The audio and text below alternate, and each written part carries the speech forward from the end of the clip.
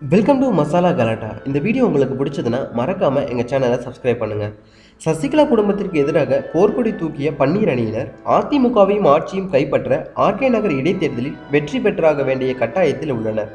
தேர்தல் பிரச்சாரத்தை நவீன தொழில்நுட்ப உதவியுடன் ஹைடெக் முறையில் மேற்கொள்ள திட்டமிட்டுள்ளனர். குறிப்பாக பன்னீர் அணியில் உள்ள தகவல் தொழில்நுட்ப பிரிவு நிர்வாகிகள் நவீன தொழில்நுட்பத்தை பயன்படுத்தி வாட்ஸ்அப் மற்றும் சமூக வலைதளங்களில் பிரச்சாரம் செய்து வாக்காளர்களை கவர திட்டமிட்டுள்ளனர். இது குறித்து அவர்கள் கூறும்போது, ஆர்கே நகர் தொகுதியில் 2.62 லட்சம் வாக்காளர்கள் உள்ளனர். இந்த தொகுதியில் வசிப்போர் பயன்படுத்தும் 3.7 லட்சம் மொபைல் போன் எண்களை சேகரித்து வைத்துள்ளோம். தொகுதியில் மொத்தம் 256 ஓட்டு சாவடிகள் உள்ளன. முதல் கட்டமாக ஓட்டு சாவடிக்கு ஒரு வாட்ஸ்அப் குழு துவக்கியுள்ளோம். இதில் தொகுதிக்கு உட்பட்ட 200 பேர் உறுப்பினர்களாக சேர்க்கப்பட்டுள்ளனர். அடுத்தடுத்து கூடுதல் குழுக்கள் துவக்கப்பட உள்ளன.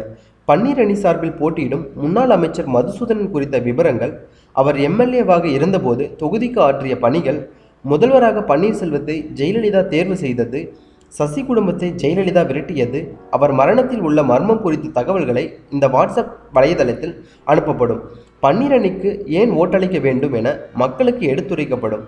நவீன யுக்திகள் மூலம் மக்களை கவரும் வகையில் பிரச்சாரத்தை நடத்த உள்ளோம். இவ்வாறு அவர்கள் கூறினார்.